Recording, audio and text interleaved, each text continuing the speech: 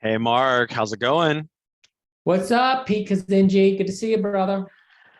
Likewise, I am so excited to be hanging out with you and chopping it up today. I think everyone's going to be in for a super big treat because it's not all that frequently you get the former VP of sales of a world-beating category-creating sales tech company. So I'm pumped to talk with you. While folks are kind of like trickling in here, Mark, anything interesting you got up to for Thanksgiving? No, just I have three kids in college, so the college kids all came home and hung out with me, their mom, and their little brother, and so that was awesome. Had my family over, my side of the family is over on Wednesday night, and then my wife's side of the family is over on Thursday for the traditional Thanksgiving. It was good. Love it. Yeah, we dragged our little group up to Ukiah, so north of Santa Rosa here, 3 hours north of San Francisco, where we're based, where we promptly froze very substantially. So that was pretty fun. All right, well we can get jamming here. So hey everyone, thanks for joining. Modern Sales Power Hour. I'm Pete Kazanjy. So while folks are joining here, I'd love folks to get familiar with the Zoom webinar interface. So this event really, we heavily encourage audience participation. So please do use the chat panel, leverage the Q&A panel. To start us off, maybe let us know where you're calling in from. I'm here in San Francisco. I think Mark is in State College there, Pennsylvania. And let us know what you're most excited about learning from Mark here today. So for folks who are not familiar, Power Hour is hosted by Modern Sales Pros. So MSP is the world's largest revenue leadership community for those in sales management, sales operations, revenue operations, sales development, and the related discipline.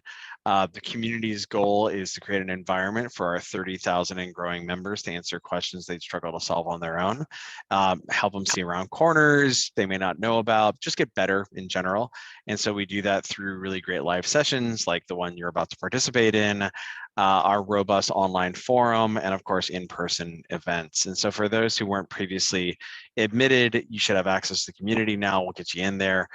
Before we get started, just a couple of reminders. So Power Hour is it's kind of a unique format. There's not really a specific piece of content we're going to talk through. Instead, we're picking the brain of our illustrious revenue leader guest here today. So, but you're here to learn. This is a rapid fire, Q&A. Ask your questions, use the chat, use the Q&A tab. We want you to participate as much as possible. So with that, let's do a couple introductions here. We'll do me first since I'm boring. I'm Pete Kazanjy. I'm one of the founders of Atrium. Atrium makes data-driven sales management software. It's software that helps sales teams use metrics to improve the performance of their teams.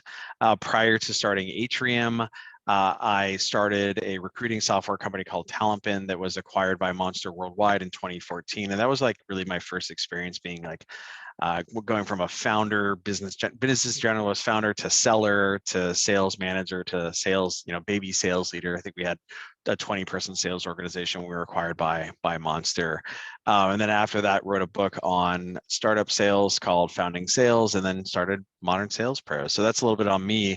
But more importantly, we have Mark here, who I'm super pumped to talk with. So Mark, maybe you can share a little bit about what you're spending your time doing right now at Catalyst. Obviously, Catalyst is an amazing, high growth company in a little bit of a different space in outreach, but maybe not, maybe kind of overlapping. It's all revenue, baby. So maybe you could tell us a little bit about Catalyst, and of course, everyone is familiar with outreach, but maybe you can share kind of how long you were there, et cetera. Yeah. Well, do you want me to start with the origin story? Like, what do I would you? love it. Yeah. What, in fact, yeah, we can, that's kind of my first question anyway, is just tell us how the story of how you landed at Outreach, and then, and then we can kind of talk a little bit about Catalyst there, and we can just drop the slides and be on our merry way.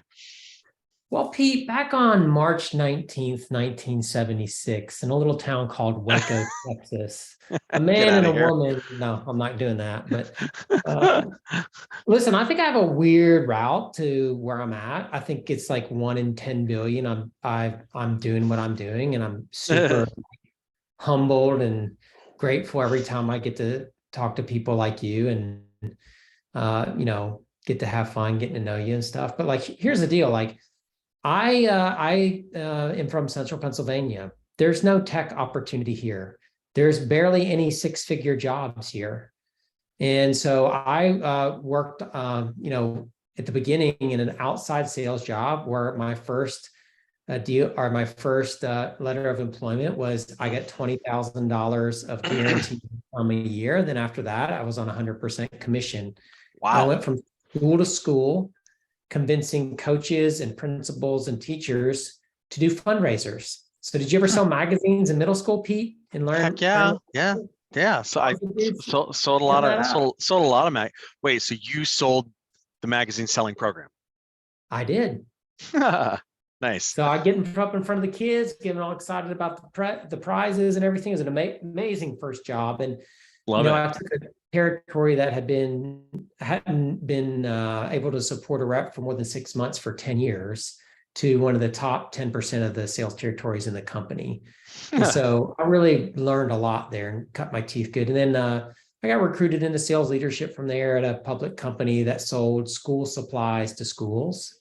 And then I just happened to start writing a blog on sales. Like, who wants to read a blog on sales from a dude that sells school supplies to schools up and down the East Coast? Pete, you would have been my number one fan, brother. You'd have been my number one fan. I would have. Well, there was apparently one other person that wanted to read it. It was a guy named Izzy Gertzowitz in New York City. And Izzy called me and he was like, "Yo, Mark, I need some help. I can't sell stuff. Can you help me?" And I talked to him for a while, and he called me back a couple of weeks later and he said, "Hey, I've gone from selling one thing a week to one thing a day." He's like, "I owe you." Called me a couple of weeks later after that. And he's like, "Hey, I need to introduce you to a dude. I think I met your blood brother, or like your clone." I'm like, "Really?" He's like, "Yeah, you need to meet this dude named Manny Medina. He's got this company called Outreach. You'd love what he's doing." I'm like, "Where'd you find this?" He goes, "Oh, I was like searching for something. It was on page 26 of the Google results." And I called him and he answered. And I'm like, "Oh, okay." 26. Yes. So I meet Manny, is who we all may or may not know, is the CEO of Outreach. And Manny and I kind of hit it off. And I see Outreach way back, and immediately I become terrified. And the reason I got scared is because I thought, well, my superpower is I can get people to work harder than anybody else. Nobody can outwork somebody that has this tool. And so I was like, what if I can't buy it for my company, but my competitor does? Like, I'm in trouble. So what I did is I said, well, maybe I'll figure out what I can do there. So anyway, what's really cool is cool and weird, but my entire team got riffed in a huge reorg, but they were keeping me on. And I flew to Seattle one time to do a training for the company. And I met Manny and one of the other co-founders named Andrew Kinzer, and we kind of became friends. Nice. And then I said, "Hey, why am I not selling Outreach? I'd like to help." And they're like, "Well, we can't afford you." And I said, "I'll do 100% commission." So I sold Outreach from, August or September of 2014 until we did our seed round raise in like February or March of 2015. I sold $1 million of Outreach on commission only in that 6 or 7 months. And then Manny asked me to build out the sales team. And then I ran the sales team from zero to 250-ish million. And, then it was time to move on. So now I'm at Catalyst as the CRO. I love that, man. I didn't know that. I didn't know that first part of that story there. I feel like, man, that's super cool to know that. And so you joined after they pivoted from group talent to Outreach, though. They pivoted in like January, February 2014. And then I met Manny in like June or July. And then we started really getting to know each other in like August. And then that's when I came on and started doing stuff.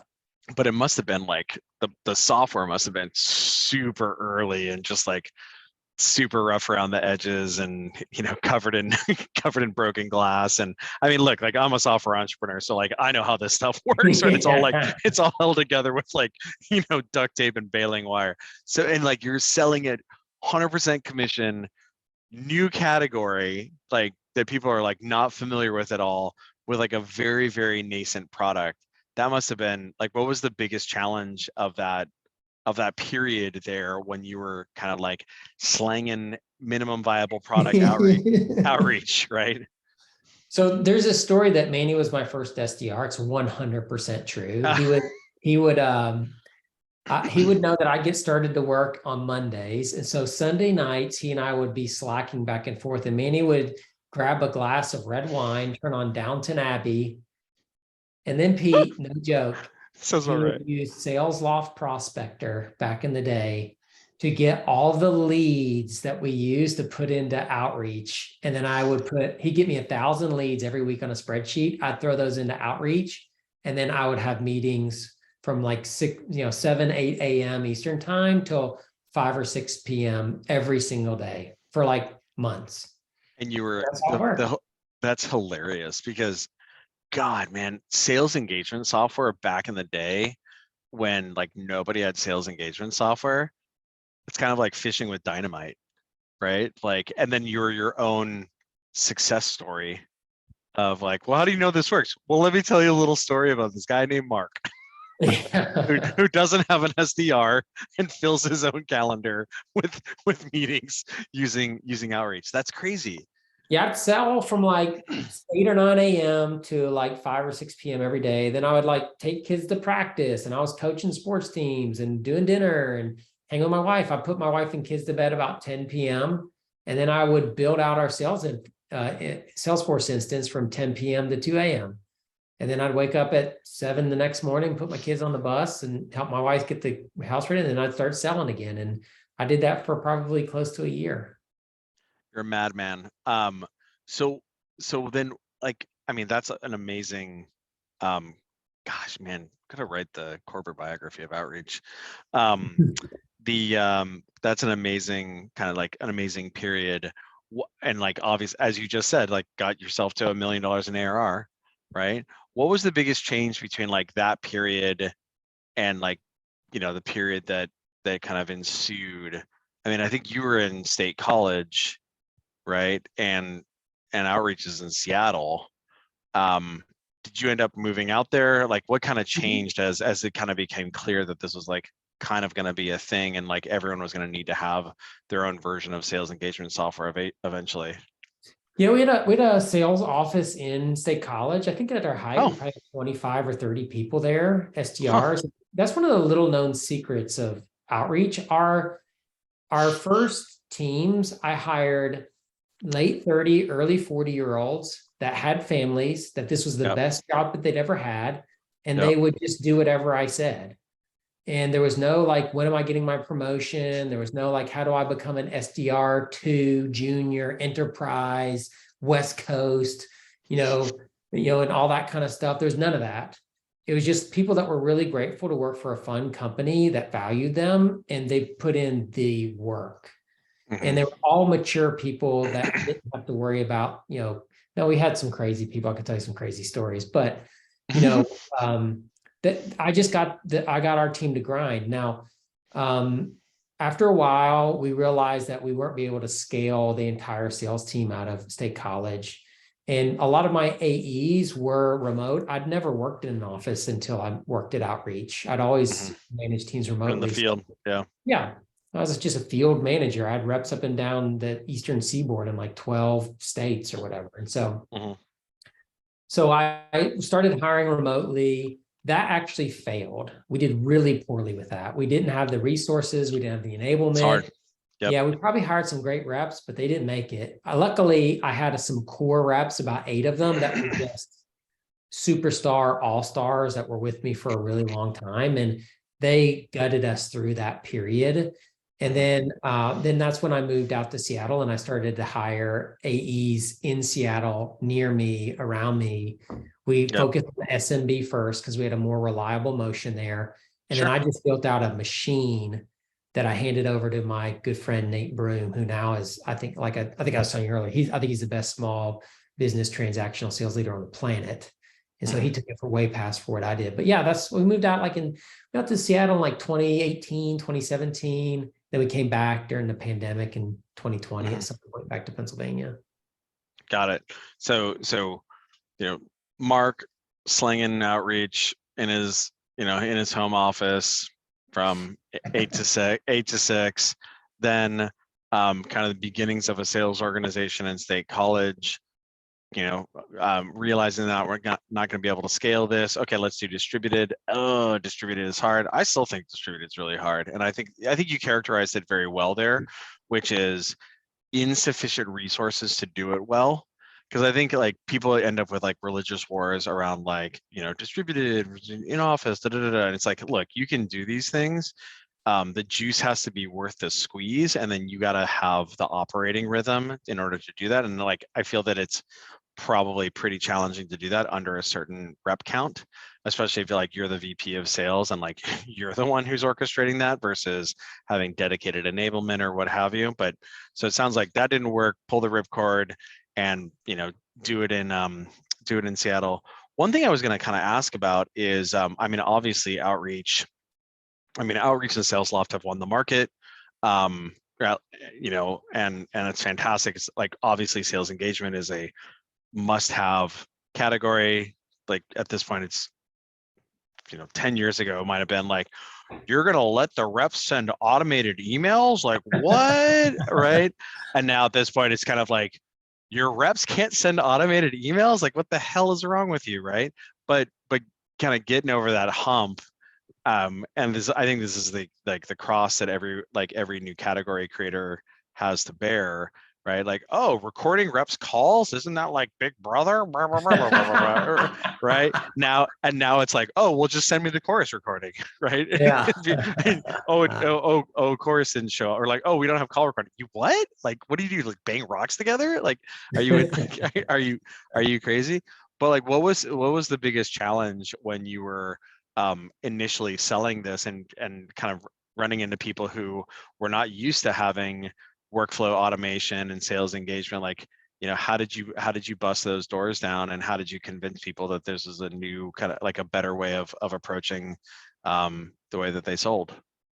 Yeah, I think so I have a personality flaw in that I am very forgetful. Yeah, just one. That's exactly right. I'm very forgetful. And so in order to compensate for that, I am very process driven, because if I have a process, then I don't have to remember things. I can just do the process. Yep. So I would consider myself very operational as a sales leader, like very operational.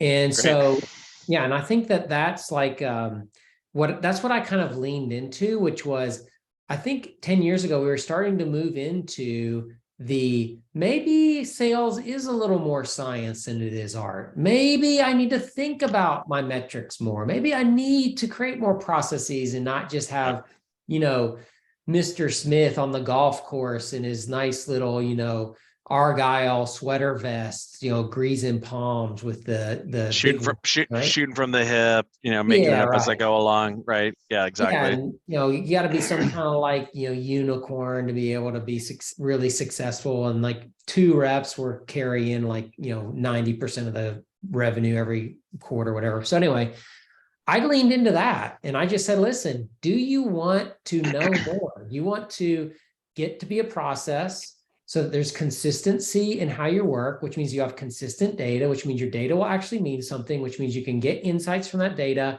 And then when you apply a fix, since everybody's working consistently, it helps everybody.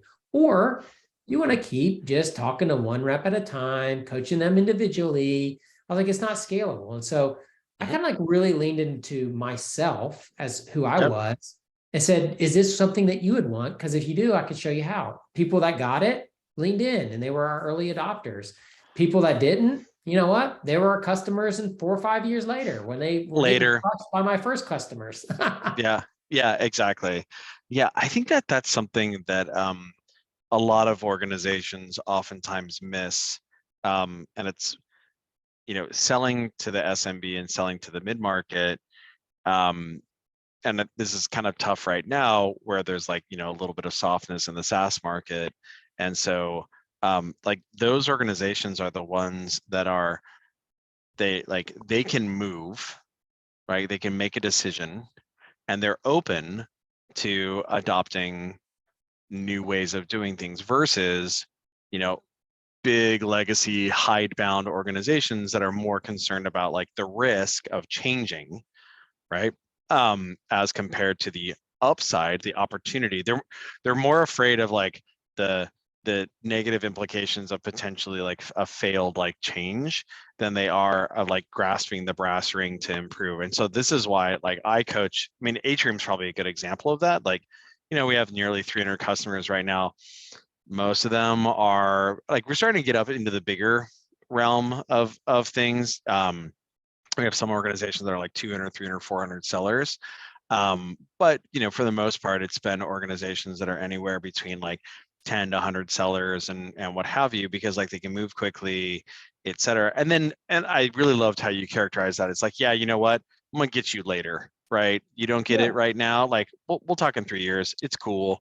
One of our board members is a gentleman named Brett Queener. I don't know if he's a gentleman actually. It's a guy named Brett Queener.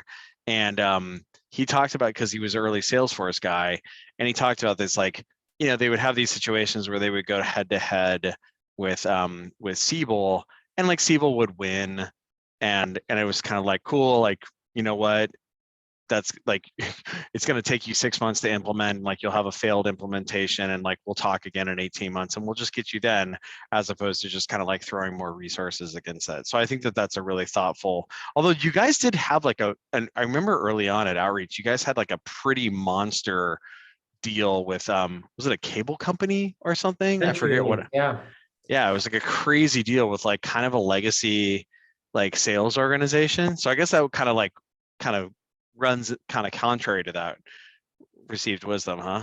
Well, maybe you could you tell us a little bit about that? Yeah. So I mean, listen, there's people that you build your business on, and the type of companies you want to build your business on, where you think you can get repeatable, consistent success.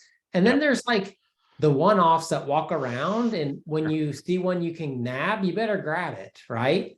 And that's what that was. Like, I don't think that we did anything. We probably, some SDR probably put them in a sequence to hit their number, because it wasn't definitely a customer that we would have been really targeting. And then we found a really progressive person that had been brought in to change things and to create a much more data-driven process. And you know, he was part of, think of a merger or something like that, and had a lot of clout in there. And then we got his boss super interested, and it probably took us 8 months, but we did like a $900,000 deal. And, you know, we had to like actually negotiate with the rep how to do the commission payments, because it probably would have bankrupted the company to pay her out right on the spot, right?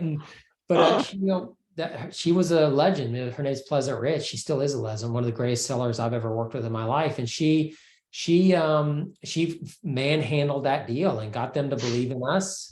And then you know, they had amazing results once they got on board. So it was awesome. But you know, like, that's one of those we weren't targeting, but it was one that walked by on the street, looked in the window, and we like, yeah, come on in. And then once we got in, we called the shit out of them. My God, that's amazing. I'm trying to think of like, they're great when they happen. The only thing you have to be careful about is like, and this is where like really kind of amazing companies like Slack or Zoom, or like as the organization grows in size, the unit of usage is still like pretty, it's like the same, right? Like Notion or Slack or Zoom, or it's like, oh, everyone just like has more, like uses Zoom, versus, you know, you work with these larger organizations, and sometimes like their CRM is like super messed up, and like they have like all these different, like, you know, different subcategories, and and it's like, oh yeah, actually, like we have this thing right here that breaks these integrations. And so it's always lovely when you kind of like run into those things, and now you got to throw a bunch of customer success resources. So two-edged sword, but like, you know, $1 million contract. And when, like, what was that like when you guys were post Series A or pre Series A, or when was that? I guess that's like 2016, so like Series A, Series B. But you know, different time back then, and Manny had so many relationships that we raised way before we needed to, and we always raised fast and with really good terms and stuff. So like, we were probably still under 100 people at the company, and it just about broke us to be able to support them. We had to hire people just to support had them. to hire like CS like dedicated for such Yeah, a thing, I we would imagine. literally did. And they were pissed for a while because this didn't work and we had to fix through it. But like, ultimately, I think we found our spot as much as we could at a company like that. And then we learned a ton from them. Yeah. And I think actually this is related to the next question I wanted to kind of ask you, because I would imagine that CenturyLink was probably they probably didn't have like SDR AE abstraction. It was probably full cycle reps because it's it's a cable company or what have you. Obviously, sales engagement really caught fire to start out in SDR land. I mean, the interesting thing there is like SDR as a concept is a little bit of kind of like an emerging technology, if you will, like the concept of having SDRs, um, you know, doing prospecting for account executives and what have you. And so like that at the time, and like that's been growing, but necessarily limits the total addressable market that you can sell into. But turns out that like, a solution that compels you to follow a workflow process, automate some of it, gives you leverage, et cetera, that matters for account executives, it matters for account managers, it matters for CSMs, et cetera, et cetera. As you guys started to try to go from landing specifically in the SDR organization, or like sniffing out SDR organizations, like we're using legacy solutions like Yesware or like Tout or something like that, or using nothing, right? But and then moving to saying like, hey, actually, we should deploy across your entire organization. Maybe you can talk a little bit about like how you guys changed your sales motion and your messaging in order to make it such that you could expand the conversation there. Because I think a lot of organizations start with a single persona, but then there's like, that you can appeal throughout the rest of the organization. And obviously higher ASPs are, they're nice. Yeah. Well, listen, I think one thing I do well is I am really dedicated to using the product I'm selling. Mhm. And when you do that and you try to say, what my first inclination is I have a problem. Let me go try to solve it with my own product. And that's what I did with outreach. Like, I remember people being like, well, this is more for SDRs and AEs. I'd be like, what are you talking about? Like, I use this product to close like $1 million worth of deals in like 6 months when nobody knew about it. Like, I didn't just use it to prospect you. I used it to close you, to follow up, to make sure that you sign the agreement, to do this. Yeah. And so we just had use cases that I made our AEs use so they felt the benefit. So they had a passionate personal story to talk Sure. about. So somebody's like, I don't see our AEs using this. And I always have this saying, like, let your passion overcome your professionalism. When somebody says something that's bullshit, you need to let them know. Like, what do you mean it's not for AEs? I'm an AE. I used it to get this meeting with you. And we are 3 months into the deal cycle. And I wouldn't have been able to do it if I was typing my email one click on my keyboard at a time. And so I think that all we did was you just spoke really with conviction, and we created our own use cases and we shared them with people. And then when you got like a hybrid AE that's prospecting and doing stuff, that people started coming back with stories and case studies of this was helping me close business, not just source it. And then we use that to translate into people that were just closing deals. I mean, I still think it is insane, somebody that thinks that outreach is a prospecting tool. That's just stupid. It's a workflow tool. What workflows do you need people to use? Then that's what you tune outreach to. We used it to get security reviews back. That doesn't sound like prospecting to me, but it sure did help a lot. Yeah, no kidding. Oh, this isn't for account executives. Hey, buddy, remember how you got that email from me saying that we should catch up because it had been 3 months since the last time we spoke after I closed our last op? That was an automated sequence. Yeah, right. It got Right. funny at the Mind point blown. where What? Inception. yeah, it was funny when we got to the point where people would start saying, "Am I being sequenced right now?" And we'd Yes. be like, "Yes," and Yeah, and obviously. proud of it. Yeah, like obvi. Totally. Yeah, Yeah, I think our account executives have that going on too. I mean, man, not everybody has that superpower, and which is kind of unfortunate. It's like sellers selling sales tooling to sellers have that. Like we have this as well with our account executives, and one of the really cool things with Atrium is like we sell on customer data. Like we deploy Atrium in a preview account environment and we can show people, and the account executives like not only do they work with like, dozens and dozens and dozens of customers, and so they see a lot of this stuff. We also use it internally as well. And so like, they kind of speak to how it gets used in their one-on-ones, and how it get, like when they were ramping, how they knew exactly what it was that they needed to do in order to Yeah. ramp, and like all those sort of things. Yeah, I kind of feel I kind of feel bad for organizations that like don't have that superpower. What was and now you guys actually, so now that you're at Catalyst, and I know that we didn't touch on Catalyst, so maybe you can give folks a little bit of a rundown of what Catalyst does is, but you're selling to a different persona a little bit there. I imagine that the kind of primary buyer there is going to be customer success leadership, or at least they're sponsoring it, and then maybe revenue operations or customer success operations is involved in the transaction as well. Maybe you can tell folks a little bit about like what Catalyst does, and then also talk a little bit about like how it's a little bit different, because now your sellers are not necessarily, they're not using Catalyst in their day-to-day, at least I don't think they are. Oh, they are.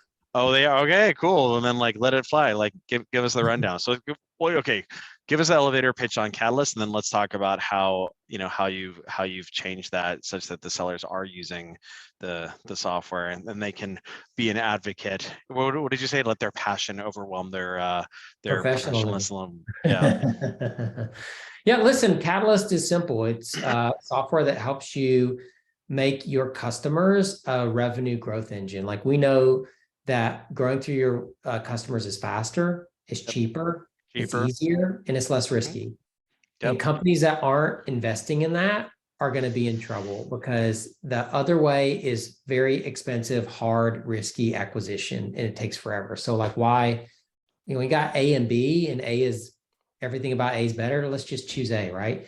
So that's what Catalyst does. And we do that through helping people with retention, expansion, advocacy to fill the top of the funnel, and then also with making the post-sales stuff very efficient. And so that's what we do. How my AEs use it, if you want to jump right to that, is it's really simple. One is we use it to do deal reviews. I have a very strong deal review process. We have a really tight integration with Salesforce. And so I can do my deal reviews, and people can update all of their information in Catalyst without having to go to Salesforce at all. So it's just spreadsheet style integration that is super nice and easy. The second thing that we use it for is note taking. So one of the big problems I've seen is everybody has their disparate note taking systems. Yep. And that knowledge doesn't get passed through and lost. So when the onboarder gets it from the AE, they don't have all the notes from the meetings. When the CSM gets it from the onboarder, they don't have it, blah, blah, blah. And so like you end up doing like 38 discovery calls with the customer who finally They love like, that. They love that. Please ask me one more time what we do here, please, when I've already answered it 38 times. So we use it for note taking. We have some really slick note taking stuff that lets you pull in data from Salesforce and post data and update fields right when you're taking notes. And then the last thing is really simple is when you own expansion, you need to know how your customers are doing. Totally. So we have a lot of stuff that lets people know how's it going in onboarding, how is customer usage, is this person ready for an expansion play or not? And so we can do those sorts of things as well. So that's some of the stuff that we're using it for. I think that makes a ton of sense. Yeah, oftentimes when you're doing like when you're teaching a new way of like operating, oftentimes you have to like show people the new, like an example here would be if you're going to an organization and saying like, hey, look, like honestly, it sounds like your account executives are the ones who are responsible for expansions. It's like, hey, it's probably a more effective way of going about, like you have a land and expand motion, great. Probably the AE should keep that, right? Like do the initial transaction, keep it, right? And then go after the next transaction, and let the CSMs be focused on, usage, satisfaction, all those sort of things, right? So this is a hot debate right now. For sure. And I just sat on a panel recently where an experienced CS leader at a CS related company tried to argue with me that, CSMs can't do this or can't do that. And like, listen, I don't know what the answer is. This is what I know. If you can't draw a direct line to revenue, your role is at risk. And every single time that the economy gets bad, your department's going to get cut. And every time somebody needs some extra budget, they're going to move it away from you to somebody else that drives revenue. So you better figure out how to drive revenue. And being a strategic advisor, that is nothing. Don't tell me you want to be a strategic advisor. That means that you don't want to be responsible for anything. You just want to tell people what to do, and nobody's listening to you because you don't understand their business better than they do. So I don't know, should CSMs have a quota? Should they be able to do this? I don't know. What I do know is you better be able to show how you directly affect revenue. And if you can't, you're at risk. And I hate to tell you, retention isn't really revenue. Retention is a means to an end. The end is revenue growth. So you have to do retention, but you got that's like table stakes, right? Yeah. Yeah, that's table stakes. So, it's interesting, Pete, like people ask me one reason why I took this job. Well, I had about 9 or 10 requirements. I was super lucky. About 25 companies wanted to hire me as their CRO. And I didn't even really have to interview with 20 of them. They were just like, here's the offer, how much, fill in the numbers and you can sign. And I was like, outreach did that. Just send me a couple of those. Yeah, no problem. I'll fill it in. Maybe I took a couple of jobs and nobody even really knows yet. And so, so I got to really pick. And so what I was looking for these 8 or 9 things in the thing, like I want a very aggressive founders. I don't like the plotter, the thinker. I want the, like, let's mess some shit up on our way to figure things out. That's my style.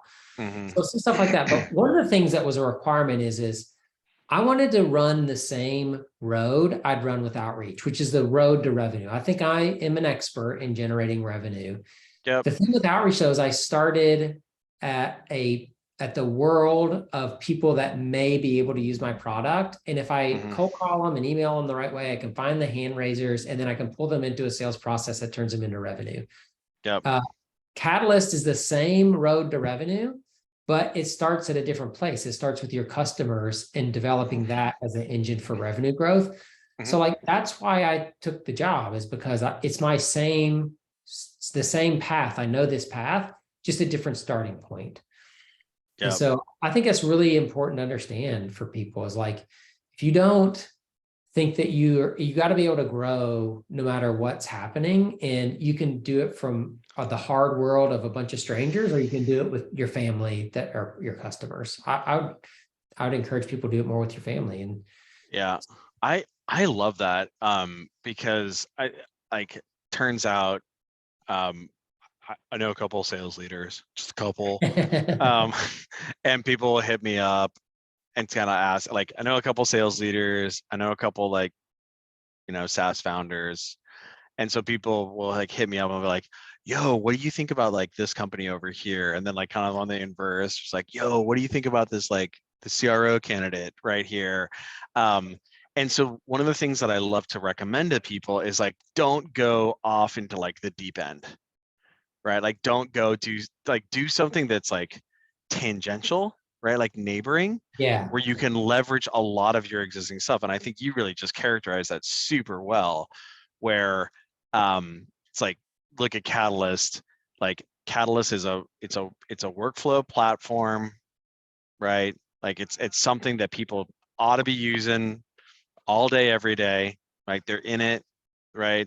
They're it has, as you were kind of pointing out, at least you're positioning it, and I think it's a very smart way of positioning it. It has revenue impact. Just are you sure you weren't a product marketer, back in the day? I do have a marketing degree from Penn State University, so maybe there you go. But do you want to hear my greatest product invention, Pete? Please. I'm in a 400 level marketing class at Penn State. The point of the class is to launch your own product.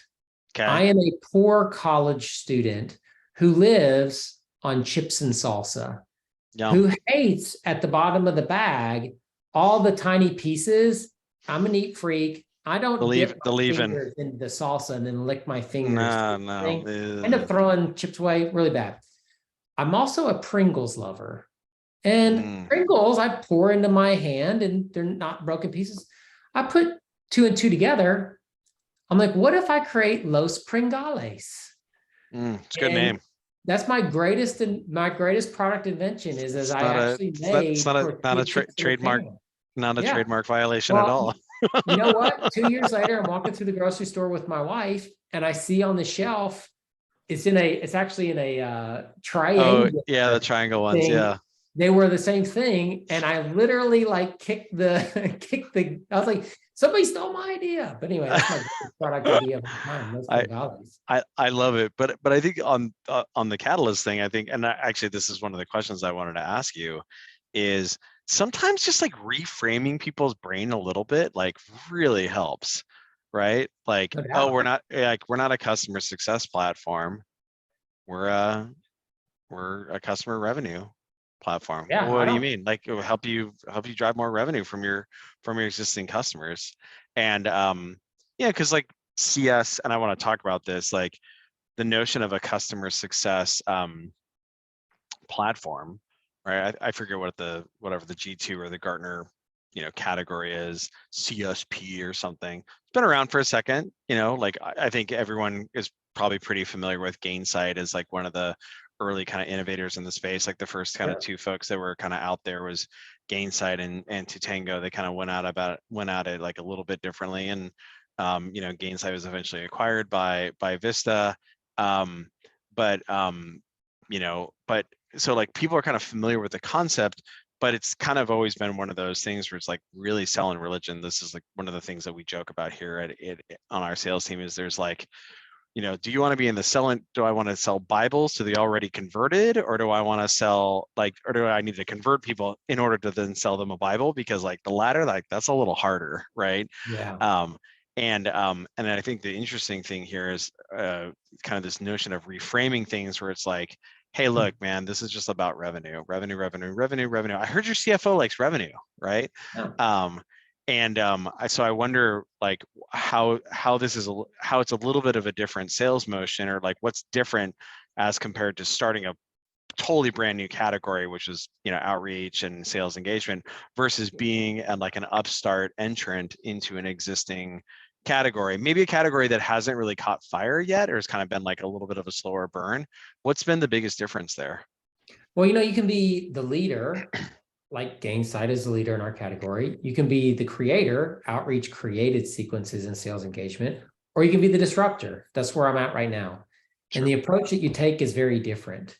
Mm-hmm. And so I think what the big difference with outreach was, it was very evangelical. I used to say all the time, I'm hiring John the Baptist. If you don't have a little locust and honey in your teeth and wear a loincloth regularly, like you're not going to work out at outreach. Like you got to be out there proselytizing the masses and yeah, crazy, right? Have you heard the good news? Yes, exactly. Have you heard the good news? Sales engagement is here to save your quota. Yeah. I think it did actually. And then, but you know what? Catalyst isn't like that. Uh-huh. And so I think what Interesting. ends up happening is when you're in the disruptor phase, and I think we had this at outreach, but I don't think it mattered as much as that evangelicalness is you have to have the superior sales experience. And so, for example, like I'm going to spill some beans here, but like if you are going up against a competitor and they haven't really been taught how to sell and all they do is feature sell, your sales team knows how to sell to, this is the problem you said you wanted to solve. This is how we solve it. This is the amount of impact that it has on your bottom line if you do that. And this is why we do it best. You win. And what I'm seeing in this little value selling, little force management, that's right. Command of the message, baby. Let's go. What I'm seeing when you're in this disruptor role is either the new companies that are trying to disrupt too, they're too young to really appreciate this. And, congrats to Catalyst for investing in someone like me that's really expensive that can help accelerate your worth path. it. Worth every ducat. Worth every ducat. Yeah. And then the leader in the space has usually relying on their reputation and everything and has lost a lot of their, sharpness in this area. Sure. So, like I was on a deal today And our competitors was like, let's go to the ground and let's tussle and wrestle on like what features you have and what features I have. And I got on with one of the decision makers. I was like, listen, let me just ask you a quick question. What problem are you trying to solve? And he's like this. And I'm like, that's not really the problem. That's not a project. Like, what is the initiative on the board slide that gets, tell that to me. Oh, it's this, this, and this. I'm like, okay, that's interesting. The feature that you just said was important in no way helps you do that. So why are we talking about that? I don't like, what about it? It's snazzy. It's cool. I agree. But like, that doesn't help you solve the problem. Are you trying to solve some problem I don't know about? And he goes, oh, I just didn't connect that. And I'm like, yeah, because you wanted the easy button of, here's your list of features. Here's the red check or the green check mark, the red X and the yellow thing. And if I look at that'll tell me what to pick. Like, listen, buying software is hard. If you're not ready to do the work, then maybe you should pass it off to somebody that will. And so I had to remind him of why he was buying the software. And once I did that, the deal got way easier. And so Turns like, I out. think that's what the disruptor does is you got to have the superior sales experience or you have to have a singular part of innovation that's so cool that people are just like, I gotta have that. And we're lucky Catalyst has some of that too. So yeah, well, so it's like good thing. And I think what you're describing right there is like, there's like product differentiation and then there's like go-to-market motion as a source of differentiation as well. I was talking to a really sharp sales leader the other day, a gentleman named Tyler Peterson, and he was talking about how, so he's a former MuleSoft guy. You probably have worked with like some former MuleSoft sales leaders. MuleSoft is known as having like a very rigorous sales organization. There's like, there's a set of diaspora, like obviously like PTC, it's a great example of that, like Datadog sales organization, Outreach's sales organization, LinkedIn sales organization, Box's sales organization. My reps actually, like they kind of know now, we actually have it on our pre-call planning, like they'll see something, they'll be like, oh, okay, this is a former Box sales leader. They're going to be really data driven along these ways right here. And also here are all of our former Box sales leaders who are customers right here. So anyway, Tyler comes out of MuleSoft, and so he's at a company called Everlaw right now, and he's like, one of the things that we want to do is we want to make our go-to-market rigor a competitive advantage for us, right? Like, and I think that that's something that a lot of organizations don't appreciate, especially folks that like maybe were founders or leaders, don't have a revenue background. The good news is actually both of your founders have revenue backgrounds, on the CS side, and then also on the new logo acquisition side, as well. But I think that people don't appreciate that as much as they should, that go to market and like a rigorous sales motion can be a differentiator there. And oftentimes instead are just like, oh, well, like the product's got to be better, or like whatever. Like, hey, like that's great if it's like if you can have both of those together, right? Like a superior sales motion and a highly differentiated product, like that's going to be grease lightning there. And it sounds like that's kind of like the approach that you guys are taking there. I mean, I think the other thing too is that when you're an upstart as well, is you can kind of like pick your battles, right? Because like, obviously usually those bigger or like the kind of like the innovators in the market or the leaders in the market, sometimes they will have gone up market, right? And so just saying like, hey, like let's be down market here. And like maybe if someone kind of walks in front of the door, come on in, we'll sell to you, kind of like the CenturyLink situation, but be thoughtful about like not going hunting in kind of like the, in too much of the wilds there. Are you guys kind of still kind of primarily focused in the mid-market, or are you guys also kind of selling up market now at this point? I think we one of the first things I did when I came here was I worked with our RevOps team, who's really good, and our marketing team. And then I verified it with our CS team. And I said, I need 3,000 accounts that have certain criteria that say that they'll be good customers. And I don't care what segment it in, I don't care where they're at. This is about what I need. And so they dug those up for me and figured them out. And so those are the accounts that we're going to go after that are going to fuel us to $20 million. And so I am, I could care less what segment they're in, what kind of accounts they are. I am looking for these 8 or 9 characteristics, if they have those, then they should be my customer, and we're going to pound the crap out of those until we get them. I love that. It's just like, hi, this is something, yeah, like, hi, we're going to get to know each other. We're going to be friends. I'm not going away. Yeah, right. Right. Like, I'm not going away. Like we'll be Just in for touch. dinner? Yeah. We're gonna be in touch every quarter until like until you're my customer. I promise you. Right. Um, I love that.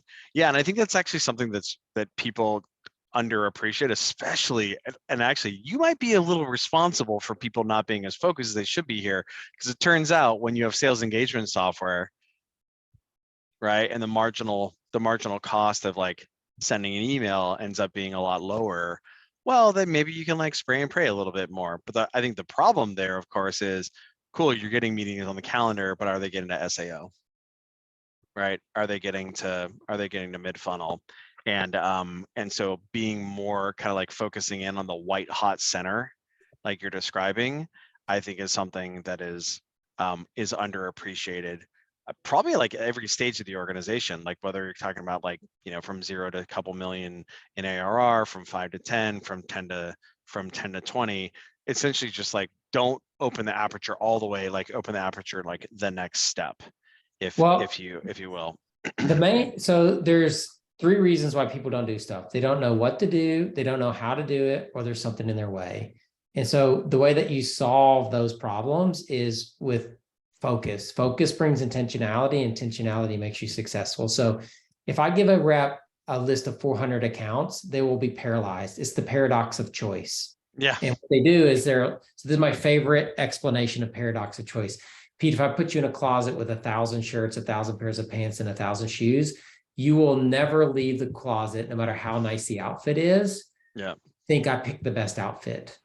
But if I put you in a closet with 3 pairs of pants, 3 pairs of shoes, and three shirts, you will leave thinking, I just picked the dopest thing in this closet. So that's how reps are with accounts. When you got 400 accounts, oh, should I work this one? Oh, no, this one could be better. Oh, and they just get paralyzed by the paradox of choice versus let's just give them 20 accounts and tell them to work the crap out of them. And once we figure out that they're not right fit, we'll give them a few more. Then we'll give them a few more. And so that's that really tight focus that makes someone intentional on how they do something. And intentionality to me, or the lack of intentionality, is usually the biggest barrier of success. You're just hoping to do something and to hope that something works versus I'm going to apply a specific strategy to these things, be super intentional, and that'll lead me to success if I do it consistently. Yep. I'm reading The Jolt Effect right now. Yeah, dope book.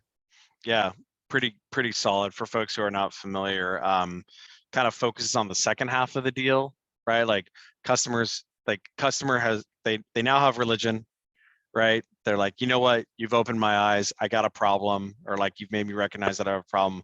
I recognize that my status quo is unappealing. It's problematic. It's costing me money. It's going to keep me from getting promoted. All those sort of things. You've convinced me. I'm still scared to move. I'm still scared. I'm still scared to make a decision. I think one of the things they talk about in that it's the challenger sales guys. I don't know if they're still like corporate executive board or Gartner or whatever now.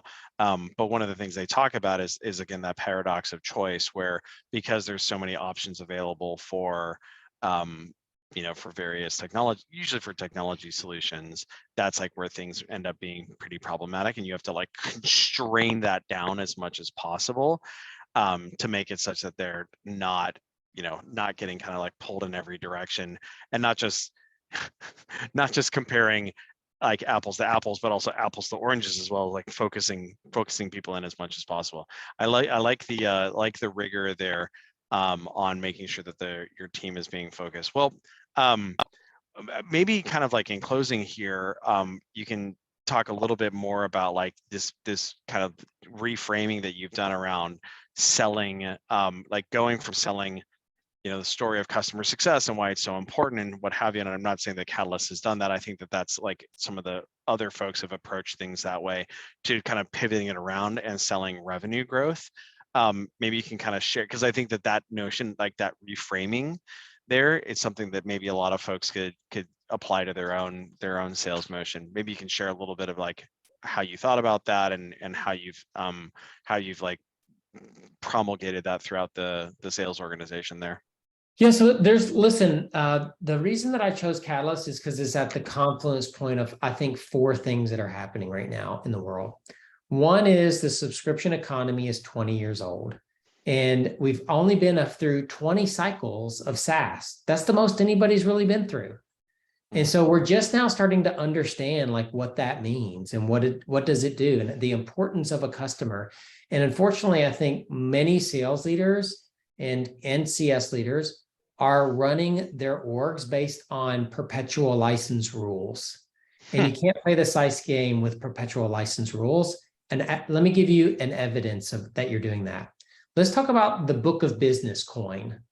One side of the coin says, AEs, we will celebrate giving them fewer accounts so they can spend more time with those accounts because they'll get more revenue out of them if they do. Have you heard that before, Pete? Never have. Yeah, didn't think so. But I've had that conversation about 10 million times in my career with sales leaders. Here's the other side of the book of business coin.